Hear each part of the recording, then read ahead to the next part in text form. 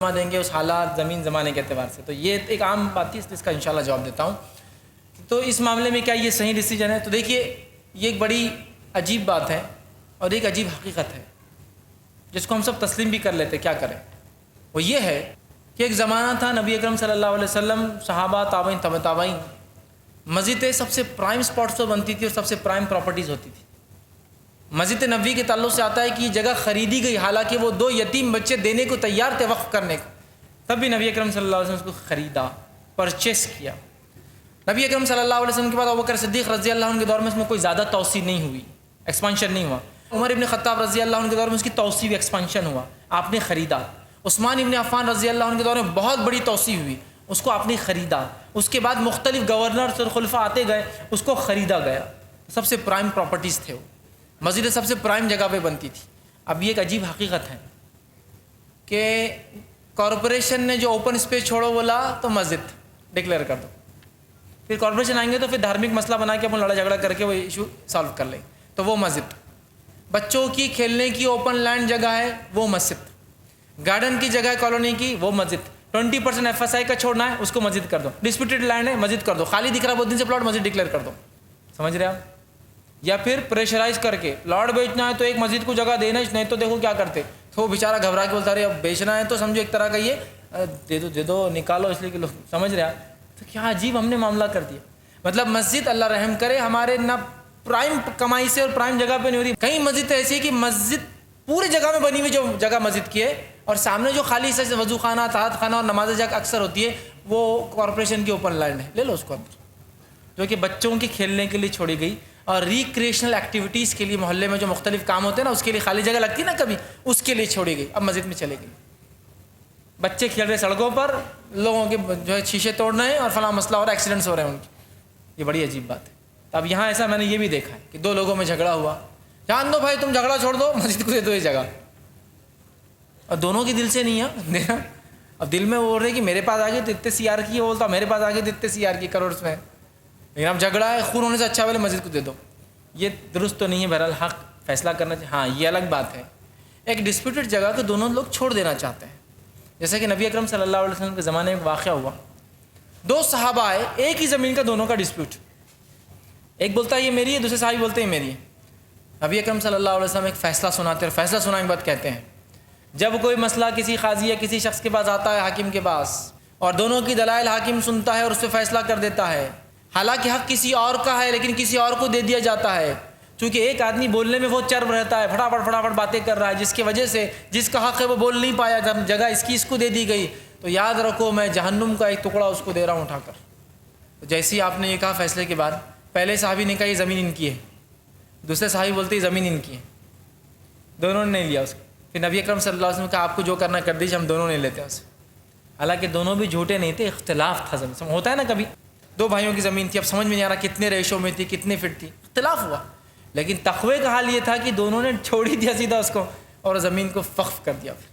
تو یہ تو ہو سکتا ہے ایسا کہ کبھی ایسا ہو کہ کسی چیز کو ڈسپیوٹ بڑا ہے، اتنے مالدار لوگ ہیں اس میں کوئی ایشو نہیں دے دینے میں، اور وہ اس طرح سے کرتے ہیں تو کیا جا سکتا ہے. لیکن میں یہ کہوں گا مسجد کی زمینوں کو خاص طور سے، جیسے اپنے گھر کو ایک prime spot, clear title, clear paper, سب کچھ کیا جاتا ہے، مسجدیں بھی اسی طرح سے پرائم اسپاٹ، پرائم پیسہ، حلال کمائی، اچھی جگہوں پر اپنا مال خرچ کر کے، کلیئر ٹائٹل کر کے، کلیئر پیپر کر کے. ورنہ پھر روڈ وائڈننگ کے کیس آتے ہیں، ماسٹر پلان آتا ہے اور پھر جھگڑے اور اتنے مسجدیں جاری اور جان دینے کو نوجوان کھڑے ہیں. جبکہ ماسٹر پلان جب آتا ہے تو جب اس کے لیے نوٹس نہیں، گورنمنٹ کو انٹیمیشن دے رہے کہ بھائی یہاں مسجد ہے، جب جو کرنا نہیں کر کے ٹائم پہ آپ لڑائی جھگڑے کی بات کریں، تو مسجدوں کے تعلق سے، اس کے تحفظ کے تعلق سے بڑا خیال رکھنا چاہیے اور اس کو ہم ایسی جگہوں پہ بنائیں جو سب سے بہترین، سب سے اچھی اور سب سے بہترین وہ پرچیز کریں. لیکن آپ کو جو سوال تھا اگر ڈسپیوٹ تھا اور دونوں بھائی راضی ہے تو بہرحال وہ دی جا سکتی ہے. جزاک اللہ خیر. اگلا سوال خواتین کی طرف سے ہے. آپ نے کہا کہ رشتہ داروں کی حق ادا کرے، تو کیا بیوی کے رشتہ داروں کا حق نہیں؟ کسی نے ایک سوال کیا کہ میں نے جیسے کہا کہ آپ نے کہا کہ رشتہ داروں کا حق ادا کرے تو بیوی کے رشتہ داروں کا نہیں، مطلب سوال یہ ہے. تو دیکھیے میں نے جو حقوق کی بات کی تو جب میں کہہ رہا تھا ماں باپ، بھائی بہن، پڑوسی، ہے نا، تو ماں باپ میں ظاہر سی بات ہے جامع شوہر کے ماں باپ ہے تو بیوی کے ماں باپ ہے تو بیوی ان کا حق ادا کرے. ان کے بیوی کے بھائی مطلب اس کے سالے وہ اپنے والدین کا حق ادا کرے، یہ معنی ہے نا. ہر فرد کے اعتبار سے میں نے رشتے گنوائے. ہر انسان اس کی والدہ ہے, اس کا والد ہے, اس کی بھائی ہے, اس کی بہن ہے, اس کے رشتہ دار ہیں, ٹھیک ہے, پھر نزدیکی رشتہ دار, پھر دور کے رشتہ دار, پھر اس کا پڑوسی ہے. تو یہ سب کے لیے یاد رکھیے. تو ظاہر سی بات ہے شوہر کے والدین کا بھی حق ہے تو بیوی کے والدین کا بھی حق ہے. سسرالی حق ظاہر سی بات ہے وہ والدین کے حق کے بعد ہوں گے, جیسا کہ ان لاز جس کو کہتے ہیں, تو ان کا بھی حق ہے. میں نے اس لیے ان کی خاص نہیں کہا کہ جب میں نے ایک فرد کے کہہ دیا, جب فرد مطلب ایک آپ کے شوہر کے ماں باپ کا ہوگا تو آپ کے لیے آپ کے ماں باپ کا حق ہے, تو دونوں اس میں انکلوڈ ہیں. تو الگ سے میں نے بتانا اس کو ضروری نہیں سمجھاتا اس میں, لیکن ہاں ان کا بھی حق ہے, ان کا بھی حق دینا چاہیے. جزاک اللہ خیر. جی بھائی رائٹ. السلام علیکم. میرا نام فارض بن فرج باس میں طالب علم ہوں. میرا یہ سوال تھا کہ جیسا ایک شخص کچھ رقم ادھار لیتا ہے کسی سے, اور اس کے پاس ایک دوسرا شخص آتا ہے اور بولتا ہے کہ وہ رقم جو تم نے ادھار لی اس میں سے حصہ مجھے دے دو, بڑا حصہ, اور میں اس سے ایک بزنس اوپن کروں گا اور وہ بزنس میں سے تم کو پروفٹ دوں گا اور تم نے جو رقم جس سے ادھار لی اس کو چکاؤں گا بھی. اور اس نے ایک دو قسط دینے کے بعد اپنی بات سے مکر گیا اور وہ لوچا بتا دیا بزنس میں ایسا ہو گیا ویسا ہو گیا, اور نہ اس کی رقم ادا کی نہ ہم اپنے کو برابر حصہ دیا, اور پھر بعد میں وہ بات بھول ہی گیا کہ جیسا قرض لیا اور قرض بھولنے والے کے واسطے, جیسا ہم نے کسی کو قرض دیے اور بعد میں وہ صاف انکار کر رہا کہ نہیں تم نے دیے ہی نہیں میرے کو. تو ان دونوں کے بارے میں کیا ہوں گا؟ بھائی نے ایک سوال کیا ادھار کے تعلق سے کہ کسی شخص سے سمجھ لیجیے الف اے ایک انسان ہے, اس نے بی سے یا با سے جو ہے کچھ ادھار لیا, ایک انسان نے دوسرے سے ادھار لیا. ادھار لینے کے بعد جس نے ادھار لیا اس کو کسی ایک سی نے, تیسرے آدمی نے یہ کہا کہ یہ پیسہ مجھے دے دو, میں اس کو بزنس میں لگاؤں گا, پھر اس کے ارننگز جو آئیں گے اس کا قرض بھی چکا دوں گا اور تم کو منافع بھی دوں گا. لیکن وہ جو سی تھا, تیسرا آدمی تھا, اس نے پیسہ بھی غبن کر لیا, کہا کہ بزنس میں پرابلم ہو گیا, فراڈ ہو گیا, یہ ہو گیا, گڑبڑ ہو گئی, وہ لے لیا. جس سے بی نے ادھار لیا تھا مطلب اس کو بھی نہیں چکایا, اور کیا کیا اس کو بول دیا کہ اب تمہارا بھی کچھ نہیں ہے. تو اب مسئلہ یہ ہے کہ اس میں کس نے کس کا حق مارا ہے, کیسا دے. تو سوال کا جو آپ کیسا تھا, جس سے آپ نے ادھار لیا آپ کو اس کا ادھار چکانا ہے, چونکہ جب آپ نے ادھار لیا تھا یہ بول کے نہیں لیا تھا کہ یہ تیسرا آدمی دیں گا. آپ کی بات کیا ہوئی, میں آپ سے لے رہا ہوں, میں دے رہا ہوں. اگر بات کرتے وقت ایگریمنٹ یہ ہوتا میں آپ سے لے رہا ہوں لیکن چکائیں گے یہ جناب, اگر منظور ہے تو دیجئے, تو تب یہ درست ہوتا کہ یہ تیسرا آدمی بولے میرے پاس کچھ نہیں ہے, تو آپ بول سکتے تھے بھائی بولا کچھ نہیں ہے, آپ اور اس کو دیکھ لیں. لیکن آپ نے ادھار لیا ایک آدمی سے تو آپ کو ہی اس کو چکانا ہوگا. یہ آپ نے لینے کے بعد یہ طے کیا تھا کہ میں بزنس میں لگاؤں گا ایک تیسرے آدمی کے ساتھ, پھر وہ ریٹرن دیں گا اس کو, وہ ایک الگ شکل تھی. تو لہٰذا ایگریمنٹ میں اگر یہ چیز نہیں تھی لیتے وقت تو آپ کو اس کو واپس کرنا پڑے گا, اس کو چھوڑتے ہوئے کہ آپ کو لوٹ لیا گیا, آپ کو دھوکہ دے دیا گیا, آپ کو نقصان کر دیا گیا, آپ کا پیسہ غبن کر لیا گیا. رہا وہ تیسرا آدمی جس نے یہ کیا, ظاہر سی بات اگر اس نے جھوٹ بولا, پیسہ غبن کیا, روز قیامت اگر وہ نہیں لوٹاتا ہے, بالکل بولتا بھول گیا, یاد ہی نہیں ہے, روز قیامت اللہ کے پاس وہ جواب دیں. لیکن ایک بات میں ضرور کہوں گا, جب اللہ رب العزت نے قرآن میں سب سے بڑی آیات لین دین کے اوپر رکھی ہے تو مسلمان لیتے دیتے وقت لکھتے کیوں نہیں ہیں؟ بانڈ کر لیتے, ایگریمنٹ کر لیتے, نوٹری کرا دیتے بانڈ کی, تو ایک مضبوط سالڈ پروف ہوتا آپ کے پاس, دنیا کی عدالت میں بھی چلتا, آخرت میں تو اگر وہ سادہ لکھ دے منہ سے بول بھی دے تو وہ تو قابل قبول ہے, دنیا کی عدالت میں بھی اس کا فائدہ ہوتا, اس کی پکڑ آپ کر سکتے ہیں, وہ چوک نہیں سکتا, بھاگ نہیں سکتا. تو بہرحال لیکن اب جو یہ کیس ہوا تو وہ آپ نے جو پیسہ لیا آپ کو ہی واپس دینا پڑے گا. ایگریمنٹ کے وقت یہ بات اگر ہوئی تھی یہ واپس کریں گے تو تب بہرحال وہ شکل ہوتی اور وہ صورت ہوتی, اور اس میں پھر وہ تیسرے آدمی کو اس کو دینا پڑتا. لیکن اس شکل میں آپ کو ہی دینا ہے, آپ پر ظلم اس تیسرے آدمی نے کیا, اللہ اس کا بدلہ آپ کو دیں گا, لیکن آپ کو اس کو دینا ہے. لیکن بہت سے لوگوں کو میں نے دیکھا ایسے کیس میں کیا کرتے ہیں, میں نے اس کو دیا تھا, اس نے ڈبا دیا, بھائی اب تو اس سے لے لے, میرے کچھ نہیں معلوم. اب یہ پہلا آدمی بولتا ہے بھائی میں تو تھا ہی نہیں کیس میں, میرے کو کیا معلوم ہو کون تھا, تم نے کس کو دیا. اب نہیں بھائی میں خود بہت ظلم میں آ گیا, میرے بہت یہ ہو گیا, اب تم ان سے لے لو. یہ آپ درست نہیں کر رہے ہیں, آپ کو ہی دینا ہے. جب اگر ایگریمنٹ ہوتا کہ آپ کو یہ تیسرے جناب دیں گے, لے رہا میں ہوں, تو بہرحال یہ ایک الگ شکل تھی. لیکن ایسا نہیں ہوا تو آپ کو اس کو چکانا پڑے گا. سب سے پہلے میں آپ سے پوچھنا چاہوں گا فضائل رمضان کے تعلق سے, رمضان کا معنی اور مفہوم کیا ہے؟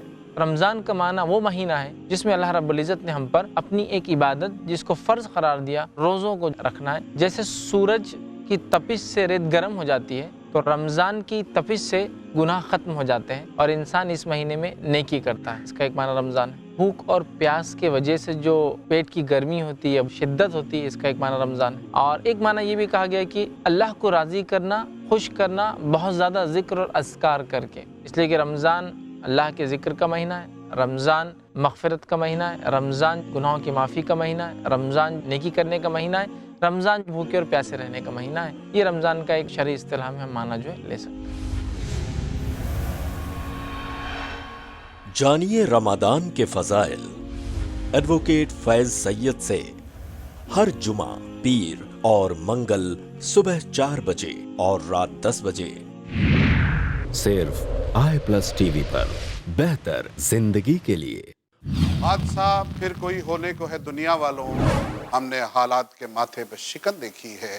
غریبی اور بے روزگاری، بھیک مانگتے ہوئے بچے، ہمارے سماج میں پھیلتا ہوا کرپشن، ڈرگز، شراب، ٹوباکو، بلاತ್ಕಾರ، ان تمام موضوعات پر ہم بات کریں گے کہ ہمارے حالات کے ان مسائل کا حل کیا ہے۔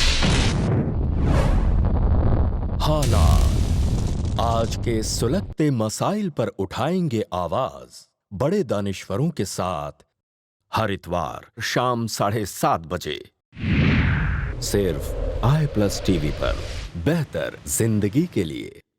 اللہ کے ایک ہونے کا اقرار۔ اللہ نے فرمایا میں تنہا ہوں، نہ میں نے کسی کو جنم دیا، نہ مجھے کسی نے جنم دیا، اور نہ میرا کوئی ہمسر اور برابر ہے۔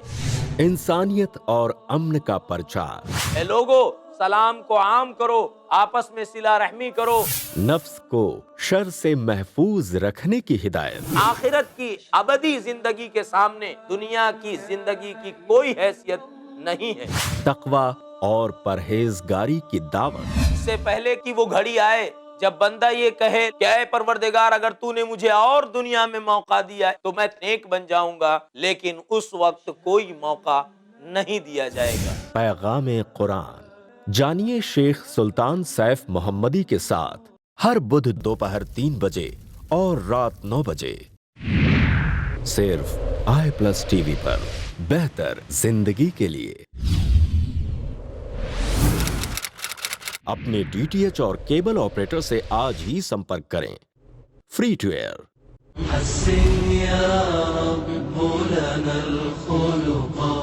جی اگلا سوال انشاءاللہ ہم لیفٹ ہینڈ مائک سے لیں۔ السلام علیکم، میرا نام مسعود باشماخ ہے، میں تجارت کرتا ہوں۔ میرا سوال یہ ہے کہ اگر کچھ حقوق لباس میں آپ نے بتایا کہ پہلے ماں باپ کا حق پھر رشتہ داروں کا حق، لیکن رشتہ داروں میں اگر سیم نوعیت رکھتے جیسا کہ 2 خالہ ہے اور دونوں خالہ کی سیم کیفیت ہے اور اب میں کسی ایک کی مدد کر سکتا ہوں، تو ایسے میں کیا کروں؟ یا کس خالہ کو میں ترجیح دوں اور کس کو نہیں دوں؟ مطلب ایک کی، یا پھر کوئی 2 دوست ہے، 2 دوستوں کی تقاضے ہیں میرے پاس اور میں کسی ایک کا ہی حق ادا کر سکتا ہوں، تو پھر ایسے میں کیا کروں؟ حالانکہ دونوں کا مطلب وہ سب سیم ہے، نوعیت بھی سیم ہے۔ بھائی نے ایک سوال کیا ہے کہ جیسا میں نے کہا کہ رشتہ داروں کا حق ہے، والدہ، والد، بہن، بھائی، پھر جو اس سے قریب اس سے قریب، سوال یہ ہے 2 ایسے رشتہ دار جو بالکل حق میں مطلب برابر ہے، رائٹ دونوں جیسا 2 خالہ، مطلب کسی انسان کے 2 خالہ ہیں یا 2 دوست، اور دونوں کے ایک ہی تقاضا ہے، مطلب دونوں خالوں کی ایک ہی مجبوری اور 2 دوستوں کا ایک ہی تقاضا، مطلب کچھ مانگ رہے ہیں، کوئی چیز کا ڈیمانڈ کر رہے ہیں، تقاضا کر رہے ہیں، تو ایسی شکل میں ایک آدمی کیا کرے؟ تو پہلی چیز، اگر 2 خالہ ہے ایک انسان کی، دونوں مجبور ہے، دونوں مسکین ہیں، دونوں کو ضرورت ہے، دونوں کو مدد چاہیے آپ کی پہچان کے ذریعے، مال کے ذریعے جو بھی ہے، تو آپ کے پاس مدد کا اختیار ایک کو ہے، تو آپ جا کر دونوں سے کہیے کہ اتنا ہی مال ہے کہ میں کسی ایک کی مدد کر سکتا ہوں۔ اگر ایسا اس میں ہو کہ دونوں کو آدھا دوں تو کیا آپ کا کام ہو سکتا ہے؟ یا پھر لگے کہ نہیں ایک کو دینے سے کام ہوگا اور دونوں کو بانٹنے سے وہ کام میں ایک کا بھی نہیں ہوگا، تو آپ یہ گزارش کر سکتے ہیں کہ اس میں کون زیادہ مستحق ہے، آپ خود جج کر لیں کہ تو بولنے میں کبھی جھگڑا بھی ہو سکتا ہے، آپ جا کے بولے دونوں خالہ طے کر لو کہ کس کو دینا ہے اور پتہ چلا فائٹ ہو جا رہی اس پر، میں مستحق ہوں، تو پھر کیا کریں؟ آپ خود دیکھ لیں نہیں زیادہ کون لگ رہا ہے، اور زیادہ کون لگ رہا ہے اس کے اعتبار سے آپ پہلے دے دیں اور دوسروں سے کہیں ابھی میرے پاس اتنا ہی تھا اور ان کا پورا کام اس سے ماشاءاللہ ہو رہا تھا، میں نے ان کی کر دی، انشاءاللہ اگلے بار، اگلے مہینے، اگلے سیزن، اگلے موسم کچھ نہ کچھ آئیں گا میں ضرور، تاکہ کم از کم وہ تو نکل جائے، آپ کی بھی انشاءاللہ مدد کروں گا۔ ایک چھوٹا سا واقعہ ہے، ایک زمانے کا ہوا یوں کہ ایک شخص بغداد سے نکل کر جو ہے مدینہ پہنچا اور اس کے والد نے وصیت کی تھی، وصیت یہ کی تھی کہ جب تم مدینہ جاؤ تو مدینہ کے سب سے غریب انسان کو صدقہ کرنا، 10,000 درہم انہوں نے دے دیے۔ جب یہ شخص وہاں پہنچے تو 10,000 درہم لے کے گئے اور ڈھونڈنے لگے کہ مدینہ کے سب سے غریب انسان کون، لوگوں نے پتہ بتایا، گلی گلی میں گئے تو کہا وہ گھر میں سب سے غریب لوگ رہتے، پھر اس گھر جا کے دستک دی اور کہا کہ میرے والد نے ایک وصیت کی تھی کہ مدینہ کے سب سے غریب انسان کو پیسے دو، تو لوگوں نے مجھے آپ کا پتہ دیا تو میں آپ کو 10,000 دینا چاہتا ہوں۔ تو ان لوگوں نے کہا آپ کو کس نے کہا ہم سب سے غریب ہیں؟ کہا ہم سے بھی غریب کچھ لوگ ہیں، میرے پڑوسی میرے سے بھی غریب ہیں۔ पड़ोसी के पास गया, दस्तक दी। मेरे वालिद की वसीयत थी कि सबसे गरीब इंसान को मदीने के मैं सदका करूँ। तो उसने कहा आपको कैसा पता मैं सबसे गरीब हूँ? मेरा पड़ोसी सबसे गरीब है, उसको दे दो आप। तो कहा आपके पड़ोसी नहीं बोला आप सबसे गरीब है। तो फिर दूसरे पड़ोसी ने कहा हम दोनों वैसे गुर्बत में बराबर है, आप आधा आधा बांट दीजिए। तो वो ज़माना था, लोग समझते थे चीज़ों को और पैसे के लिए दौड़ते नहीं थे, जिसका हक़ है उसको देने का था। लेकिन आज नहीं होता वैसा। तो आप क्या कीजिए, फिर सोच लीजिए, समझ लीजिए, और उसके एतबार से जो ज़्यादा मुस्तहिक़ है या तो 2 हिस्सों में कर दीजिए, एक दोनों को आधा आधा। लगता है आधा देने में किसी का भी हक़ पूरा नहीं होगा और काम नहीं होगा, तो फिर अपने हिकमत के साथ ज़्यादा मुस्तहिक़ खाला को पहले दे दे, ज़्यादा मुस्तहिक़ दोस्त को पहले दे दे। उस सेकंड से कहे इंशाअल्लाह अगली बारी आपकी है, दुआ कीजिए अल्लाह अगर मुझे दे तो आपका दोस्त मैं तकाज़ा पूरा करूँगा। और है मेरी खाला, चूँकि खाला माँ का मुकाम रखती है, तो मैं इंशाअल्लाह आपका तकाज़ा, लेकिन कम से कम एक का हो जाए क्या। अब ये म्यूचुअल अंडरस्टैंडिंग से आप बहरहाल वहाँ घर में या आपस में मशवरे के साथ कर सकते हैं इंशाअल्लाह। जज़ाकल्लाह खैर। एक ख़वातीन की तरफ से एक सवाल है कि वालदा की मिल्कियत है और वो अपने दोनों बेटों में से एक को ज़्यादा एक को कम देना चाहती है, तो उस मिल्कियत की तकसीम कैसी होगी?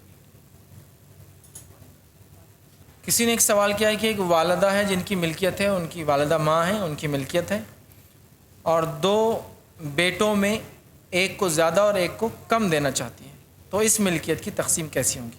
सबसे पहली चीज़ याद रखिए, अगर एक इंसान अपने औलाद में कोई चीज़ ज़िंदगी में तकसीम करता है तो इसको बराबर देना ये कंडीशन है।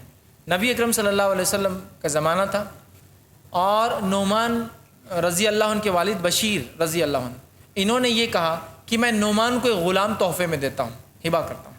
ग़ुलाम उस ज़माने में ख़रीदो फ़रोख्त होती थी। तो इनकी जो बीवी थी होशियार औरत थी, क्योंकि इनको और भी औलादें थी और वो सिर्फ एक औलाद को दे रहे थे। तो कहा अल्लाह के रसूल सल्लल्लाहु अलैहि वसल्लम को जब तक आप इस पर गवाह नहीं बनाते मैं कबूल नहीं करने दूंगी नोमान को। तो नोमान बिन बशीर की वालिदा जो है वो उनके वालिद को लेकर नबी अकरम सल्लल्लाहु अलैहि वसल्लम के पास गई और कहा अल्लाह के रसूल, बशीर नोमान को ग़ुलाम देना चाहते हैं। तो अल्लाह के रसूल सल्लल्लाहु अलैहि वसल्लम ने पूछा क्या नोमान अकेले मतलब एक ही बेटा है? तो कहा नहीं और भी औलाद है। तो कहा सबको दे रहे? तो कहा नहीं दे रहे। तो कहा मैं जुल्म के मामले पर गवाह नहीं बनता। तो इससे ये उसूल है कि ज़िंदगी में वालिदैन बच्चों को जो भी देंगे वो इक्वल बराबर होगा, और ज़िंदगी की बात की विरासत की तकसीम वो जो कुरान ने बताई वैसे होंगी, लेकिन ज़िंदगी में बराबर। तो एक वालिदा अपनी मिल्कियत में से 2 बेटों को अलग अलग कम ज़्यादा नहीं दे सकती, सिवाय इसके कि बेटे एग्री है। एक बेटा कहता है अल्लाह ने मुझे इतना दिया कि मुझे तो ज़रूरत भी नहीं है मेरी वालदा, आप मेरे दूसरे भाई की मदद कीजिए, वो ज़्यादा मुस्तहिक़ है, सिवाय म्यूचुअल एग्रीमेंट के। और सिर्फ बेटे नहीं, अगर उनको बेटियां हैं तो भी इसमें शामिल है, चूँकि सवाल में नहीं है इसलिए मैं नहीं जवाब दे रहा हूँ। बेटियां हैं, जैसा कि समझ लीजिए एक औरत है उसको 2 बेटे और 2 बेटियां हैं और वो ज़िंदगी में कुछ देना चाहती है, तो चारों को इक्वल देना पड़ेगा। एक वालिद है, उसके 4 औलादें लड़के लड़कियां मिक्स मिलाकर अगर ज़िंदगी में देते तो इक्वल देना पड़ेगा। चूँकि सवाल सिर्फ बेटों का इसलिए हम बात करेंगे, बेटियाँ हैं तो उनका भी इसमें हिस्सा है, लेकिन मैं समझ उनको सिर्फ 2 बेटे हैं। तो अगर 2 ही बेटे हैं तो वो डिस्कस करें, या माँ ये कहे कि देखो बेटा नंबर 1 समझो, पहला बेटा तुमको अल्लाह ने बहुत कुछ दे रखा है, लेकिन बेटा जो मेरा दूसरे नंबर का 2 है तुम्हारा भाई बड़ा मुस्तहिक़ है, गरीब है, माजूर है, बेचारा है, क्या तुम ये इजाज़त दोगे कि तुमको मैं कम दूँ और उसको ज़्यादा दूँ? अगर वो कहता बिल्कुल वालदा आप तो मेरे को दीजिए ही मत, भाई की मदद कर दीजिए, तो ये तो म्यूचुअली एग्रीड है।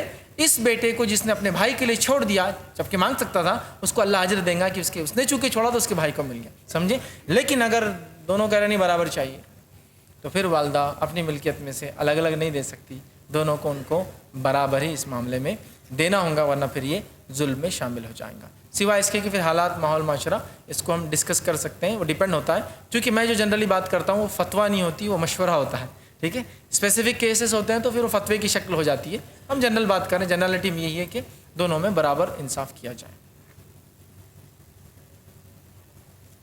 जज़ाकल्लाह। जी भाई।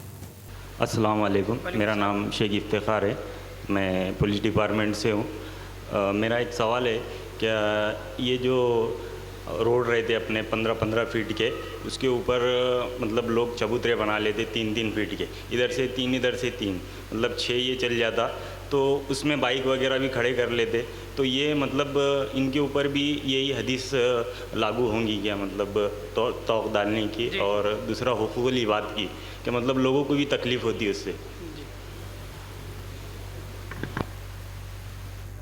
भाई ने एक सवाल किया है कि लोग जनरली होता है कि सोसाइटी बनता है, मोहल्ला बनता है, कम्युनिटी डेवलप होती है, تو 10 فٹ کی 15 فٹ کی 20 فٹ کی 50 فٹ کی روڈ چھوڑی جاتی ہے. روڈ کے بعد لوگ لیکن دھیرے دھیرے آگے سرک جاتے ہیں. بھائی نے ایک بالکل مخصوص اگزامپل دیا 15 فٹ والا.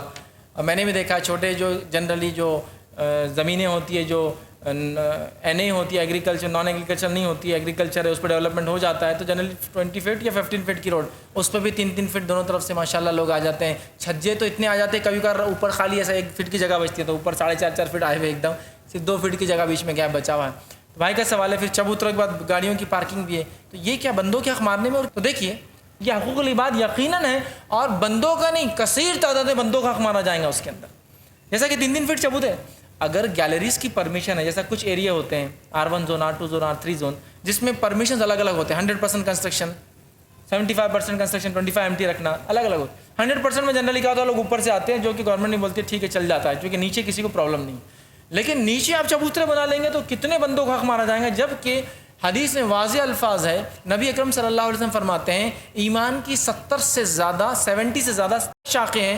سب سے اعلیٰ شاخ ایمان کی ہے لا الہ الا اللہ. سب سے ادنا شاخ ہے راستے سے تکلیف دہ چیز کو ہٹانا. یہ ایک مسلمان کے ایمان میں داخل ہے راستے سے تکلیف دہ چیز کو ہٹانا. آپ پرماننٹ 3 فٹ کے چبوترے بنا دیں گے تو پھر تو آپ خود اس کے اندر وہ بن گئے. لیکن کیا ہوتا ہے حدیث کب لاگو کرتے ہیں معلوم میرا چبوترا ہے تو حدیث لاگو نہیں. تم بنا دو ہاں حدیث میں ہے دیکھو تم کیسے بنا رہے حدیث میں ہے کہ چبوترا نہیں بنانا.